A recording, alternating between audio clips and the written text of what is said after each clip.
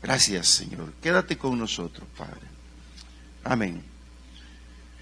Hermanos, lo que veo aquí en lo que el Señor le está recomendando a sus discípulos, en primer lugar es la importancia que tiene el Evangelio para un pueblo sin pastor. Usted puede ver los pueblos y las colonias, las ciudades, y va a ver usted de todo. Va a haber prostitución, va a haber antros de perdición. Yo he andado aquí en Apopa en la noche cuando he tenido que estar en alguna vela con los amigos que van conmigo, y vemos que hay lugares a las 10 de la noche, 11, y quizás más noche, abiertos como si aquí no pasara nada, y están abiertos unos lugares de cervecería y cosas. Entonces, ¿qué importancia puede tener la palabra de Dios para un pueblo sin pastor? Otro punto que yo veo es que el Señor se preocupó porque el pueblo estuviera avisado con la palabra, y que le dé importancia a los juicios de Dios. Los juicios de Dios, amados hermanos, tienen gran importancia tenerlos presentes, porque de repente llegan y son grandes, son fuertes. Son fuertes. Por ejemplo, los países que tienen bajo un juicio de Dios. Yo me atrevo a decir, El Salvador es uno de esos países por su idolatría, por su gran problema de no tener a un Dios como corresponde. Anoche mi señora me decía, corta eso, yo no quiero verlo. Pero le digo, yo tengo que informarme, porque estaba viendo, no sé si algunos lo vieron o lo han visto en otra oportunidad, el famoso culto a la muerte en México. Es un culto tan fuerte, hermanos, que dan ganas de llorar, de ver la gente llorando y venerando a la Santísima Muerte. Oiga, qué terrible. ¿Cómo no hay nadie que lo saque de la ignorancia? Entonces el pueblo, hermanos, tiene que caminar y estar avisado por los juicios de Dios. De hecho, les digo, hay un juicio para esa gente que no quiere salir de eso. Pero mire, es que, hermano, si lo veo algún día, véalo completo. No le va a perjudicar porque usted es una persona ya espiritualmente avanzada en el Evangelio. Si no está preparada, no lo mire, porque a lo mejor termina haciendo esa adoración, que es terrible, hermano. Si es terrible, mi señora no la soportó. Y me dijo, quítalo. No, yo quiero verla, le dije, yo quiero ver hasta dónde llega. Y no hay nadie que le diga lo contrario. Entonces Jesús venía con la palabra por esto, que le dieran importancia a los juicios de Dios, y también que reconocieran su estado pecaminoso, y no solo eso, sino que se arrepintieran, hermano. ¿Por qué la iglesia Josué va a prosperar? Lo que dijo Daniel. Porque esta es una iglesia que se tiene que volver evangelista, una iglesia misionera en su propio territorio, abriendo filiales, plantando iglesias, pero también llevando la palabra. ¿Por qué? Porque mire, la gente no se da cuenta que está en pecado.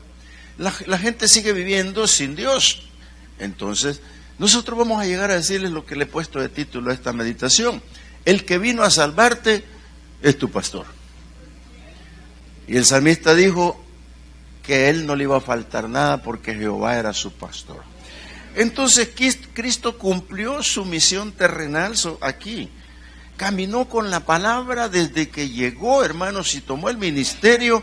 Desde los 12 años lo vemos predicando a la sinagoga, y él tomó su ministerio con la palabra y daba sus enseñanzas a la gente. Mire, ellos oían las enseñanzas, y la enseñanza lo que hacía era sacarlos de la ignorancia, porque el pueblo cuando está en ignorancia peca. Por eso Oseas dice que mi pueblo pereció por falta de conocimiento. Entonces, ¿qué es lo que pasó? Que cuando una persona se acostumbra a vivir sin Dios, hermanos, vive en la opulencia o vive de otra manera en pecado. Entonces, qué difícil se vuelve cuando una persona no tiene a Dios. Cuando la persona tiene a Dios, al menos tiene el temor de Dios cuando viene el pecado, cuando viene el problema. Entonces el Señor caminaba con esa palabra porque Él sabía que había pasado un tiempo bastante grande que ellos se habían apartado de Dios. Terminó el tiempo en que cesó la profecía, terminó el tiempo de los profetas y quedaron en un tiempo de oscurantismo que son 400 años en los cuales no se manifestó Dios a su pueblo. Y cuando se manifiesta con Jesús, entonces los encuentra acostumbrados a vivir sin Dios. Por eso es que esta enseñanza es persuasiva. Ahí está el consejo oportuno, ahí está la enseñanza a través de la palabra, y ahí veo, además de este paquete, como dijo el pastor ahora un ratito, está la sanidad divina. Hermanos, algunos por ahí dicen, es que Jesús predicaba y enseñaba y se hacía la propaganda sanando enfermos. Hermano, eso no es cierto. El Señor no necesita hacer propaganda. ¿Sabe por qué lo sanaba? ¿Y sabe por qué nos sana a nosotros? Por misericordia, hermano. Si no lo merecemos. Ellos no merecían ser sanados, los leprosos y los paralíticos no merecían, porque alguna razón había para que estuviesen así. Pero el Señor lo hacía predicar, enseñar y los sanaba por misericordia. Hermanos, todo lo que tú recibes, yo recibo, es por misericordia de Dios. No crea que es por otra cosa. Y ni Dios quiere hacer ninguna propaganda sanándonos a nosotros en público. Lo que quiere es mostrar cuánto nos ama y que su misericordia está siempre con el pueblo. Por eso sus enseñanzas apelaban también a la moral. Un pueblo amoral, hermano, es un pueblo metido en tinieblas. Por eso cuando usted lee a Pedro y dice que nosotros fuimos sacados de las tinieblas a su luz admirable, pero es una lectura muy simple. Métase a pensar verdaderamente de dónde lo sacó el Señor y piense ahora con qué luz mira usted el panorama. Esa es la gran diferencia de la palabra. Esa es la gran diferencia que Jesús quería poner sobre el pueblo sin Dios. Es la gran diferencia que el Señor quería poner en esa misión importante que traía para alumbrar los pensamientos de todo un pueblo, como lo hace ahora con Apopa. Alumbrar los pensamientos de la persona, hermano, no es fácil. La palabra es la que se encarga de alumbrar, es la palabra la que va a llegar. Por eso es que al hablar de la palabra estoy hablando de un cambio, de una transformación, de una regeneración, un nuevo nacimiento en cada persona, porque ella no está en tinieblas, ahora tiene la luz de Cristo. Otra cosa que veo yo acá es que él predicaba el reino de Dios, específicamente el reino de Dios. Y eso lo que él predicaba era una doctrina, que es la que le damos curso nosotros, la que seguimos predicando, el reino de Dios. ¿De qué me sirve hablar a mí de las sanidades y la enseñanza y la predicación y un paseo de campo? No, hermano, tiene que ser claro que el Señor vino para tener misericordia de la gente, vino porque estaban acostumbrados a vivir sin Dios, vino porque no conocían a Dios, vino para aclarar sus pensamientos, vino a predicar la doctrina y hablar lo que el Padre lo mandaba hablar. O sea que el Padre nos envió al misionero número 1 por excelencia con la palabra. Por eso que todo misionero que va a pisar otras fronteras, hermano, va con la palabra de Dios y no viene de regreso. No es un viaje turístico. El misionero está allá porque el Señor lo tiene allá y no lo tiene a la fuerza. Es voluntariado, hermano. Por eso es que el evangelismo aquí es voluntariado. El que quiera ir va a ir. El que no quiera ir se queda sentado esperando. Yo me alegro por los que van. Pues yo siempre he dicho, me agarró la tarde, pero ahora con lo que dijo Landaverde voy a retirar lo que dije porque a lo mejor voy a Afganistán. Lo hice para que despierten, hermano. No vino el Señor a la tierra a inventar filosofías baratas. No vino el Señor a que una nueva filosofía apareciera de hombre. Él vino con la palabra de Dios. Él vino a traer la palabra para que aquí se pueda redarguir la persona a través del Espíritu Santo del pecado.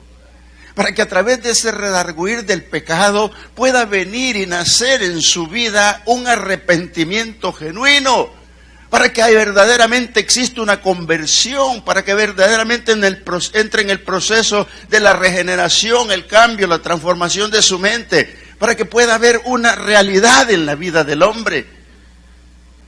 El viernes, o ayer, no el viernes fue, yo iba para la cumbre porque he estado algo encumbrado, hermano. Entonces dije, yo voy a ir comido porque un soldado de Cristo tiene que andar con una comida adelantada, ¿verdad? Entonces fui al mercado a buscar ahí con el colega que estaba acá una comida Pero no, era muy temprano, las 11 de la mañana, y las sopas por cocerse, el pescado medio frito. Pero se me acercó una persona tomada, y bien educada, por cierto. Ojalá estuviera acá porque lo invité. No hay ningún bolito aquí, ¿no? ¿Verdad? Y él me pidió una moneda. Y yo no lo quería atender porque yo andaba deprisa. Pero él me llegó y me tocó el corazón. Y me dijo, yo no quiero tomar, quiero comer. Y yo casualmente llevaba un billete de 10 pegadito, ¿verdad? Y no hallaba qué hacer y no podía mandarlo a cambiar. Mejor le dije, no te voy a dar ahora. Pero otro día sí, pero para comer te voy a dar. Y lloró. Cuando yo le dije que la única solución para su problema se llama Jesús.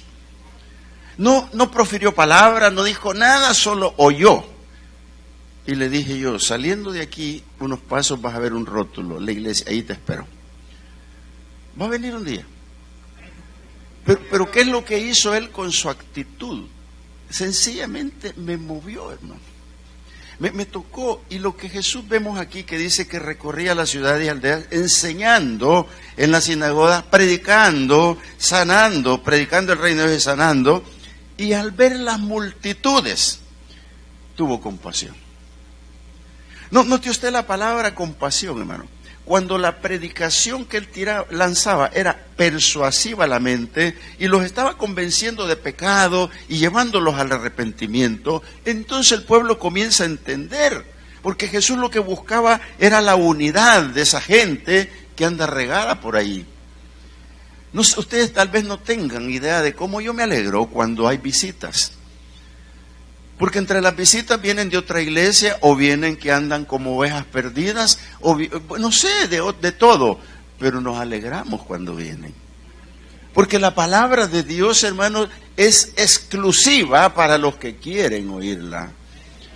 Y los que no la quieren oír, como yo en un tiempo, pero la recuerdo que la oí, porque no era sordo.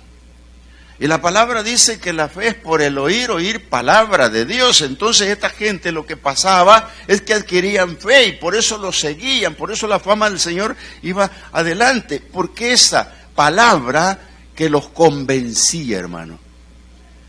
Pero los no convencidos, ¿se acuerdan ustedes de aquella mujer que la trajeron en el momento que la encontraron en el pecado?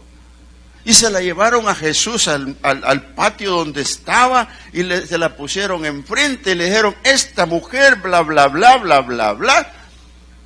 Y el Señor se agachó, escribió en el suelo y lo volteó a ver. Y todos tenían una piedra porque iba a ser lapidada esa mujer.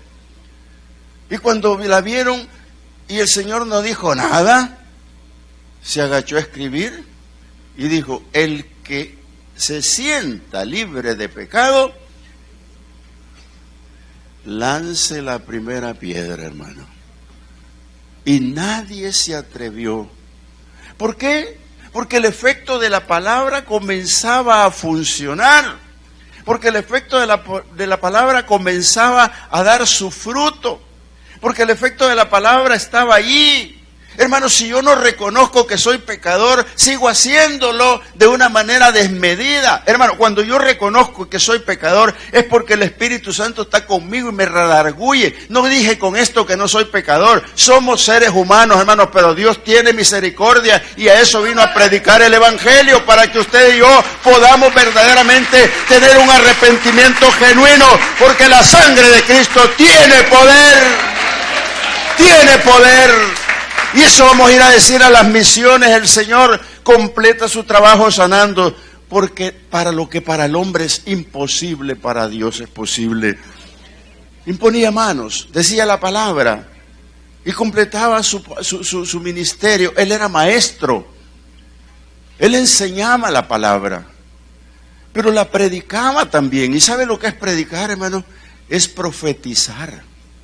Cuando usted está predicando, está profetizando la palabra. No es la profecía de que yo te vi aquí, que No, eso es otra cosa, hermano. La palabra, dice Pedro que tenemos la profecía más segura, que es la palabra de Dios. Eso es lo que el Señor hacía, predicar su palabra, caminar con su palabra, llevar la palabra persuasiva, la palabra contra la moral de ellos, la palabra por no tener un Dios, y los veía así, completaba su misión.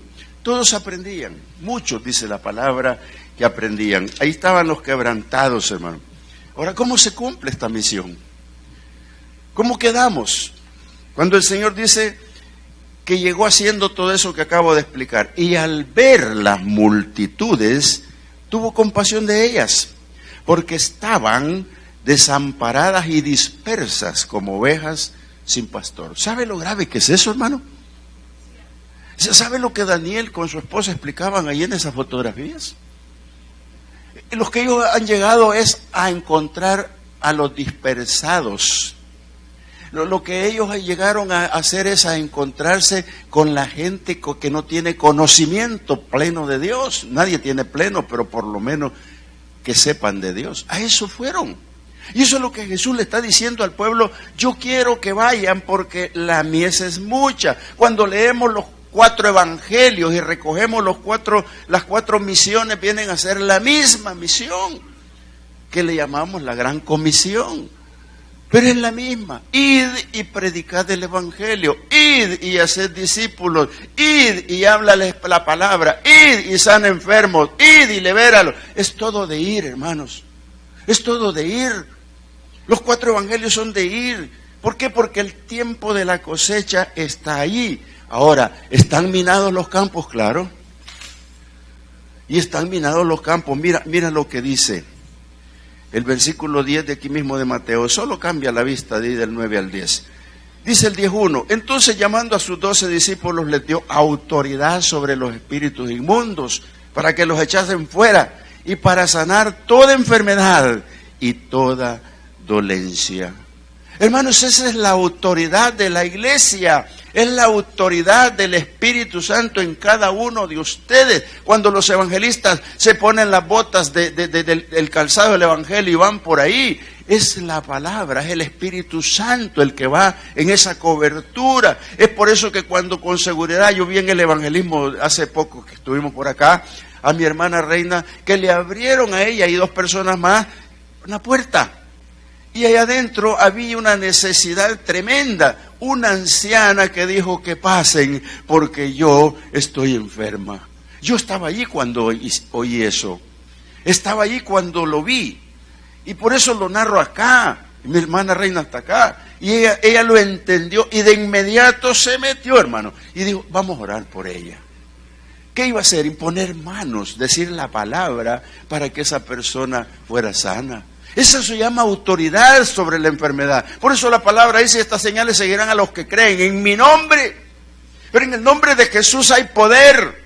En el nombre de Jesús dice que Él les dio autoridad y es la misma autoridad que tiene a la iglesia, hermano. Así que volvámonos valientes y vayamos. Mira lo que dice el versículo 16 de este mismo capítulo. Dice de esta manera, sí, he aquí, yo os envío como a ovejas en medio de lobos.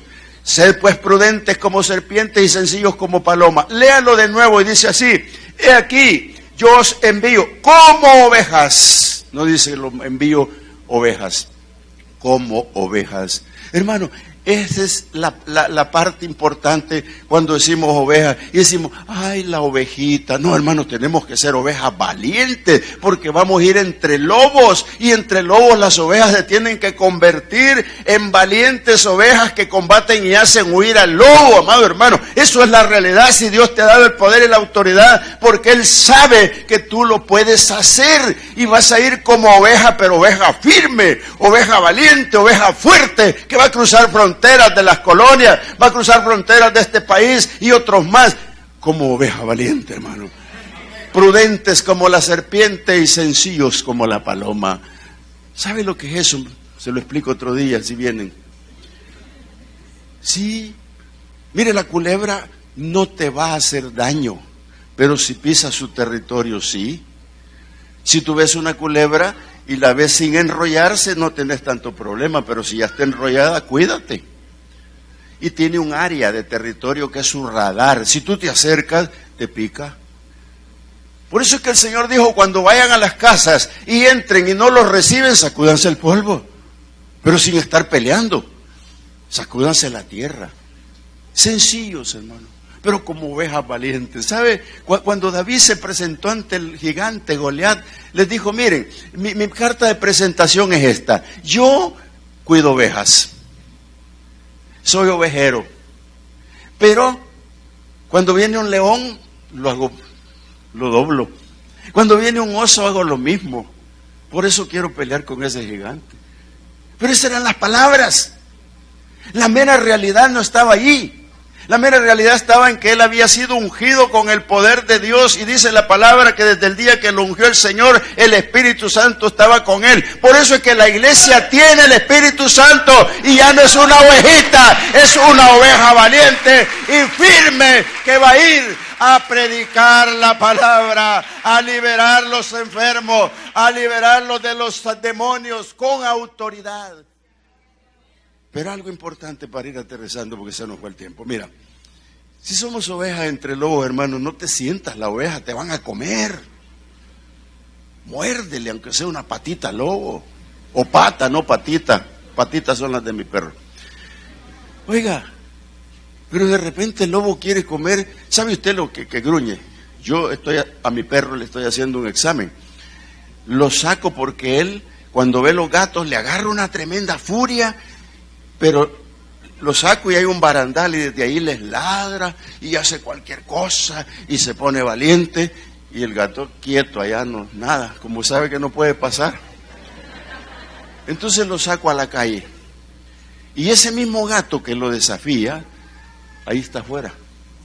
Y entonces el perrito va y lo mira, sabe que no hay baranda y el gato también y yo también.